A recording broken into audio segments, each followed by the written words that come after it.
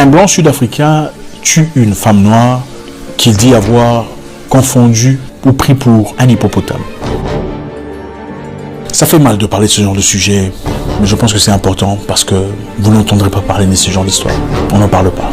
Ça passe sous le radar, mais il est crucial. Si on doit vivre à cette époque de notre existence, il est crucial de comprendre ce genre d'histoire. Un propriétaire de ferme sud-africain blanc, 77 ans, a comparu jeudi devant un tribunal pour avoir tiré et blessé une femme noire qu'il a prétendu avoir prise pour un hippopotame, a annoncé la police. Paul Hendrik Van Zyl a été arrêté mardi après avoir tiré de coups de feu en direction de la femme qui pêchait avec son partenaire dans la rivière de la ville de Lapalale, dans le nord de la province du Limpopo. Le suspect arrêté a allégé qu'il tirait sur des hippopotames, a déclaré le porte-parole de la police dans un communiqué. Ramonoki Lina, 38 ans, la femme blessée par balle, a été blessée par balle au bras tandis que son partenaire a réussi à se cacher, a indiqué la police. Visé est le propriétaire de la ferme où l'incident s'est produit, a déclaré Zani, porte-parole. Hendrik a été libéré sous caution de 1000 rand pour 62 $.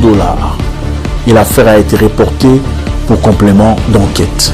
Donc, nous sommes en Afrique du Sud.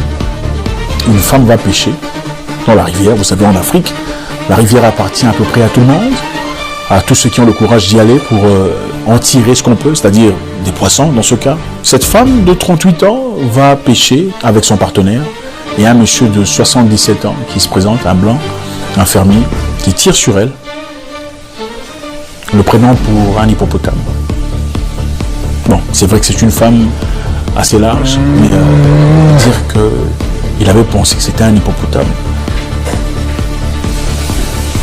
ça me dépasse. L'Afrique du Sud est un pays très intéressant, c'est très beau, mais c'est un pays historiquement qui a traversé des moments très difficiles. Pendant très longtemps, les Hollandais, les Allemands, et après ont connu une guerre contre les Anglais en Afrique du Sud, parce qu'ils voulaient chacun avoir une part du gâteau. Après qu'on ait découvert qu'il y avait de l'or, parce qu'il y a beaucoup d'or en Afrique du Sud, les Anglais et les Hollandais sont allés en guerre, qu'on appelle les boers. Les boers sont ces personnes qui parlent afrikaans, les afrikaners. Ils ont assujetti le pays pendant très longtemps. Et au 19e siècle, on a séparé, il y avait séparation des Noirs et des Blancs.